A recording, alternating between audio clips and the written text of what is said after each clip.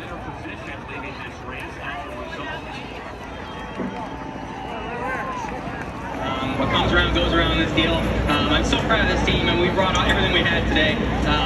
Kept us in the fight, but JT and all the guys just did a great job all year, maximizing everything we had. So just can't thank Gene Haas, everybody at Haas Up Nation. Full performance. Can't wait to go to Phoenix now and see what we can do. Chandler has made it very clear that he does not care what happens. He doesn't know what his future is. After the altercation today, are you worried if retribution might come at Phoenix next weekend as you run for a championship?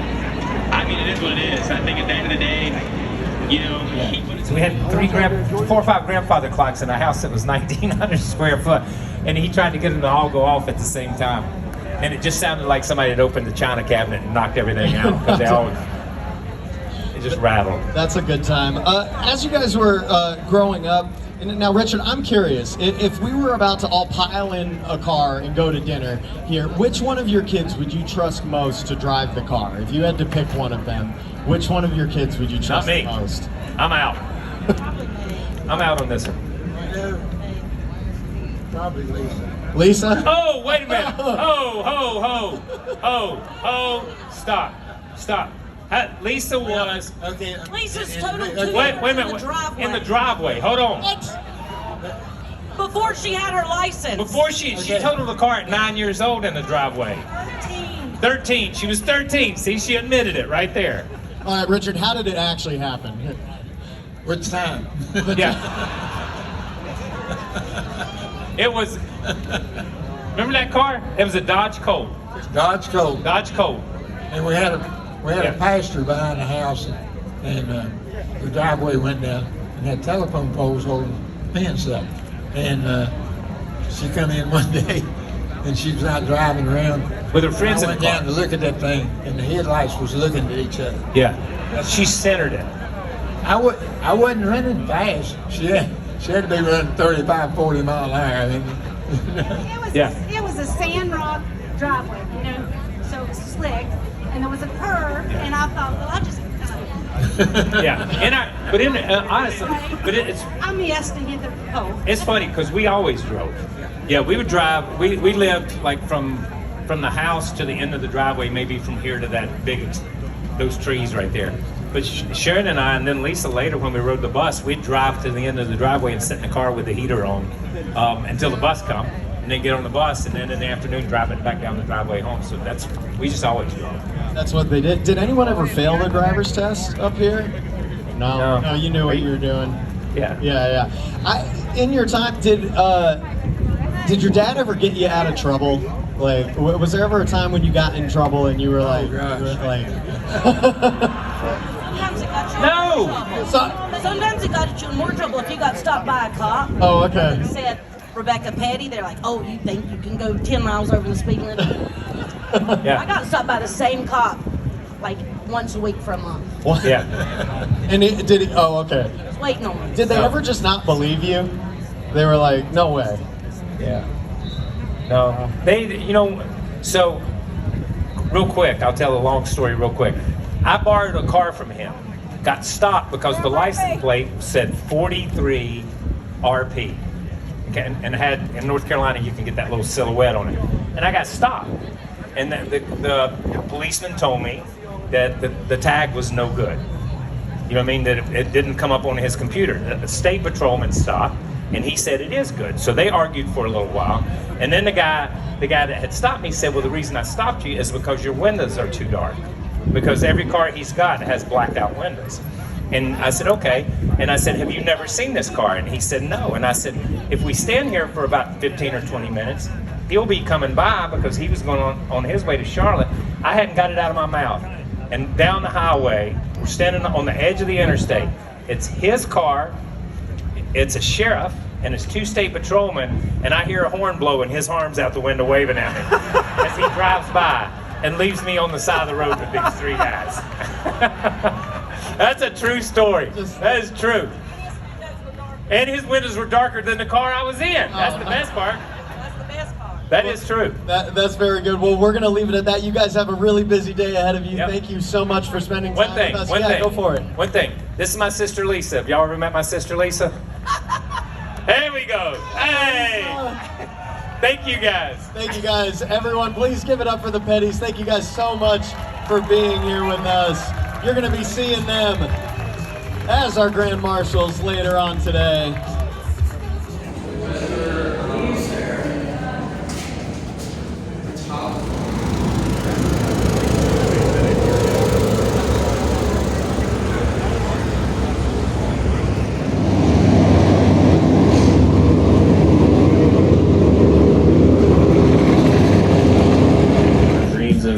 Winning at Indianapolis, but for me that was a race I went to a lot as a kid, so that one would probably rank up there above the Daytona 500 just from a personal level, but yeah, Daytona 500 and Brickyard 400 are certainly two that come to mind. Yeah, I mean, there's special and iconic moments. You're also taking over a special and iconic seat next year. Yeah. How does that feel? Are you feeling the pressure? Has any of that prep started yet? Yeah, honestly, it hasn't really started yet. You know, with us making the playoffs, it kind of changed things a little bit. And I'll get pretty busy, honestly, in the next 2 weeks after our season ends. I'll be able to start going to the JGR shop a lot more. But yeah, super excited to go over there. It's obviously an incredible company and a great race team. So yeah, a lot of pressure filling in for honestly a future Hall of Famer in Truex's shoes. So yeah, super excited though for that opportunity. It's kind of bittersweet. You know, the 14 car means a lot to me, just Stewart Haas in general. I grew up a diehard Tony fan, so I'm kind of doing the reverse Tony Stewart. He went from JGR to SHR, and I'm just going to go SHR to JGR. Hey, I mean, whatever gets the job done. Yeah, whatever. Right? Yeah. The reverse isn't like too shabby. So is there a moment or something that sticks out in your history and your time with Stewart Haas Racing that you're going to like take with you forever? Yeah, I think just the people. You know, I've been there for 7 years now, and so a lot of those people are like my family, right? And just the race team, especially the 14 guys, are, you know, we've been the same core group for the last 4 years now, and they've been on the 14 car even before I was there. So just those friendships, that'll be something that, you know, I'm sure I'm going to have that same type of relationship with my new team, but it's going to be weird just going to the racetrack without that group of guys. So that'd be the biggest takeaway, is just the amazing people there that have, you know, honestly felt like they kind of became part of our family. Yeah, I mean, 7 years, like that's a long time. You grow a lot with a team and individual. I mean, they watched your son be born, they watched the twins be born, they watch you grow as an individual is too. And I think that's really special and something that you're going to be able to take when you take over Martin Truex's seat next year. Yeah, it's definitely, you know, a great point. You know, Stewart Haas has really seen me grow from this, you know, young guy that didn't really know what he was doing in life. You know, I was single at the time when I got there, and now they've watched me obviously grow a family. Oh, they watched you go from single to dad. Yeah, literally dad at 3 from single. So yeah, we're really doing it now. But yeah, they've definitely seen just a total change, right? Just my personal life and everything else. So that'll be a little bit different. You know, going to JGR, I'm a lot more like established, just even inside my career, but also as a family. So yeah, it's just going to be different. But yeah, definitely, you know, everybody at SHR has meant a ton to me. It's definitely sad that it's coming to an end. Yeah. What teammate are you most excited about working with next year? Do you have anyone that you are like, this is going to be fun? Yeah, I would say, honestly, Christopher Bell. That's somebody that I've known Christopher since I was 11. He used to spend the night at my house. I used to spend the night with him.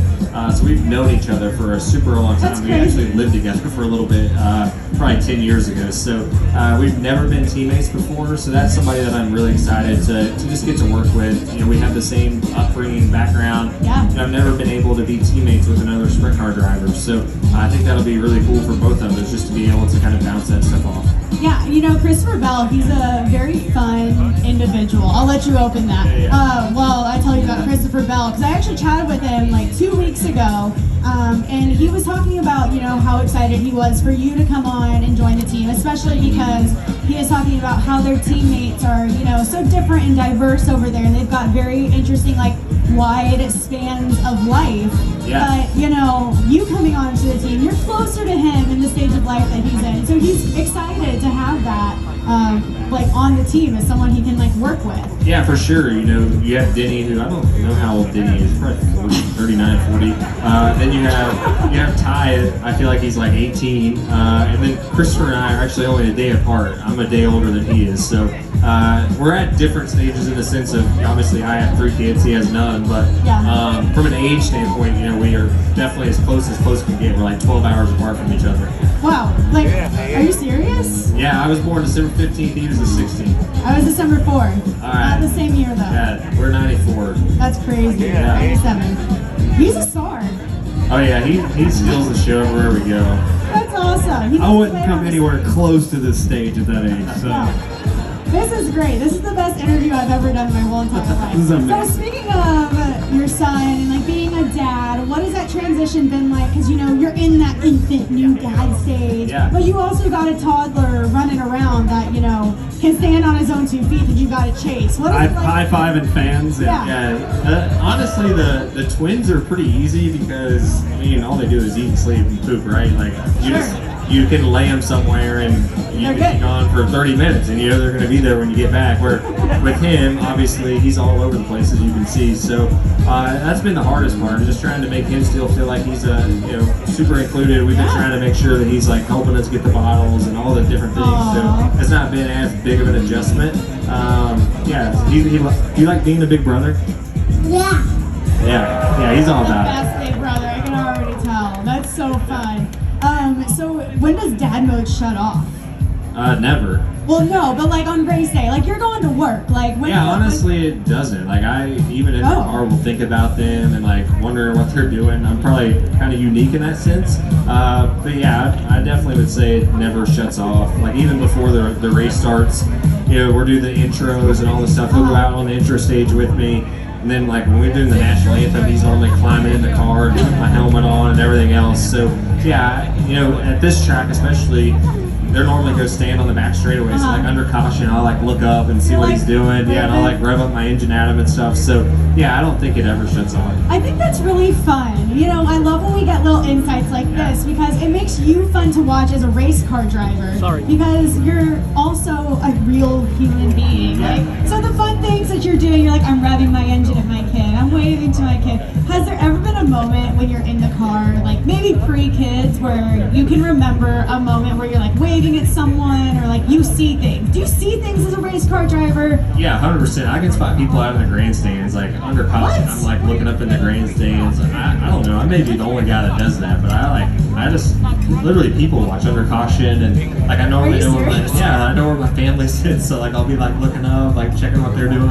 I'm like super aware. I feel like what's going on like around whenever I'm in the car. So no, if you wave at Chase Briscoe, I love that he's watched enough of these car pulling videos to He's show. coming for your job, Grace. He's coming. Yeah. Send him on over to the experience stage next race. Anytime, bring him over. We do pack pull. We'll put him to work. Yeah, it was great. Okay, so you're watching. So if you wave at Chase Briscoe, he will wave back potentially. Yeah, if it's potentially. under caution. Like under red flags is the best because like you know all the fans come up to the wall and they're all going crazy. So, yeah, I enjoy that stuff. I love it. I feel like you're such like a man of the people. Yeah, for sure. I feel like I am. I'm just as much as a fan as everybody standing here. Like I never in a million years thought I would be doing what I'm getting to do on this side of it. So yeah, I definitely appreciate all the fans coming out. And I want to try to make it special for them, right? Because I was 10 years ago, I was literally in this crowd, right, going and trying to see my favorite driver and stuff like that. So yeah, I try to definitely take faith. Who was your favorite driver back then? Yeah, Tony Stewart was my guy. Yeah, I grew up 45 minutes from where Tony grew up. We both grew up racing sprint cars. Literally, my childhood bedroom had Tony Stewart stuff everywhere. So that's awesome. The crazy thing, how it all turned out.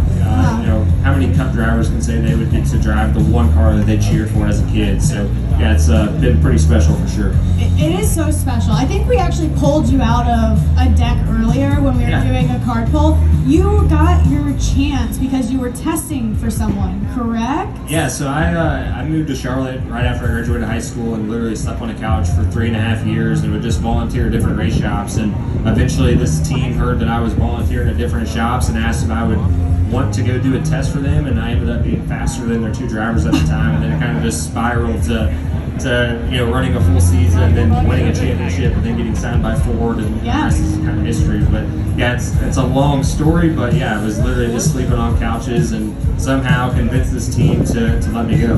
That's amazing. You got me. Like, as I'm talking about it, we got your card. That's awesome. We'll save that one. That one's that one's special. Special. Okay, so you are strapping in the car today. How does it feel to go racing at Martinsville? What is it like? I just can't even fathom racing here. Yeah, this is one of my favorite places to come.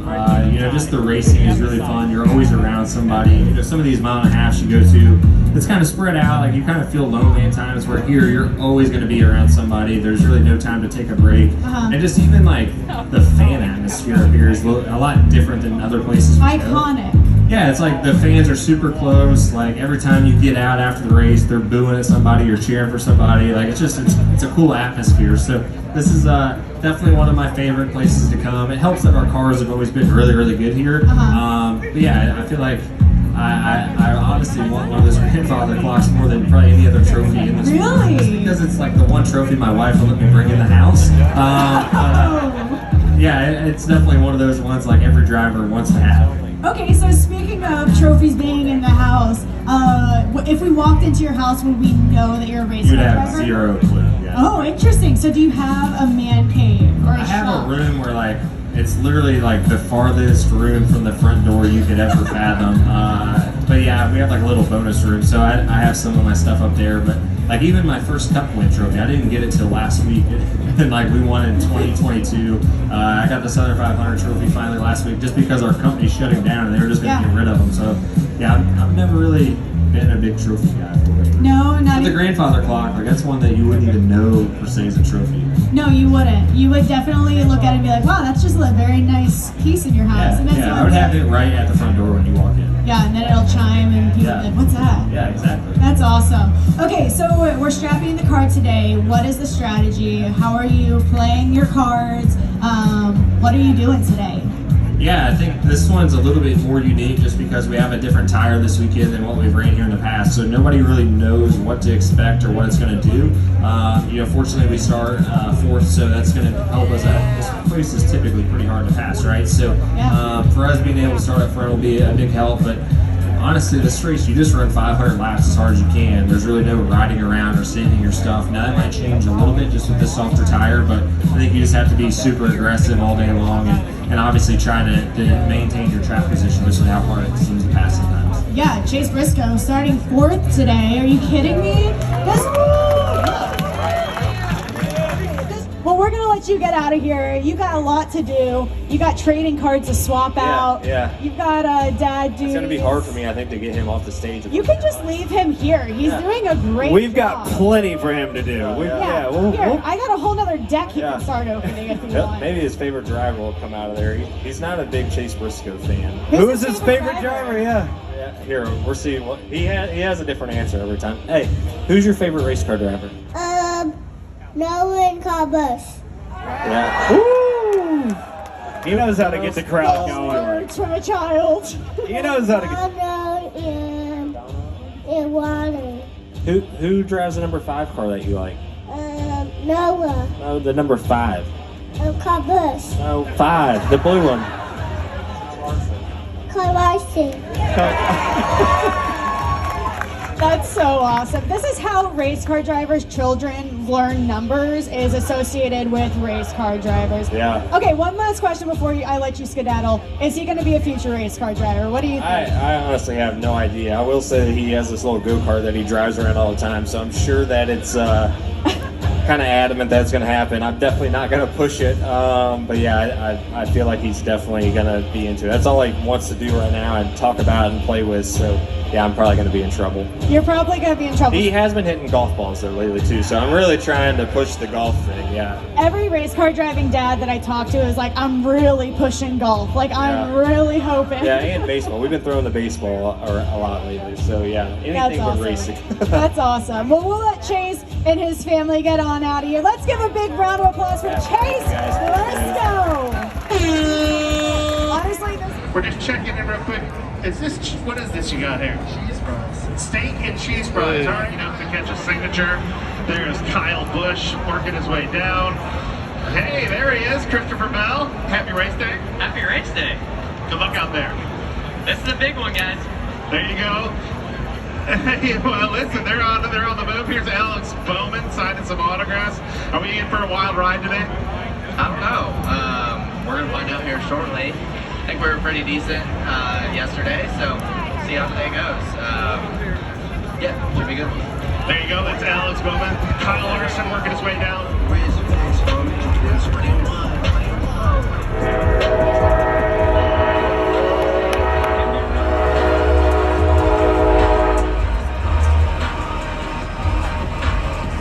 right in the number 14, Mahinder. Let Martin Truex Jr. hear you. Make some noise. Give it up for our pole sitter, Martin Truex Jr.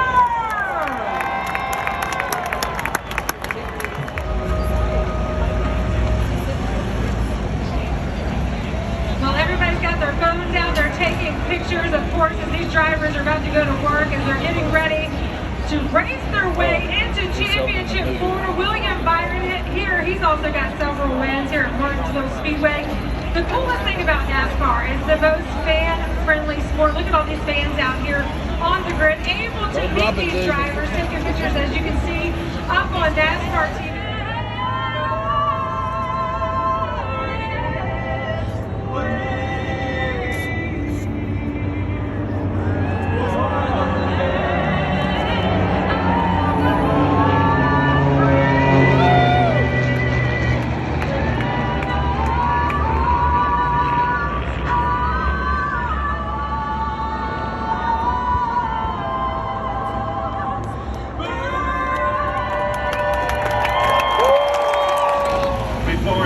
To head off to the races. We are getting close.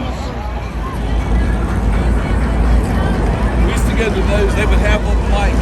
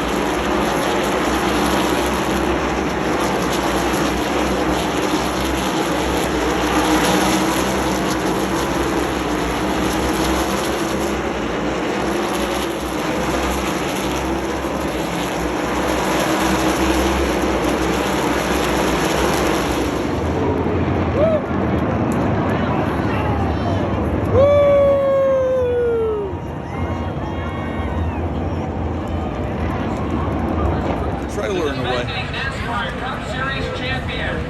Stopped just a few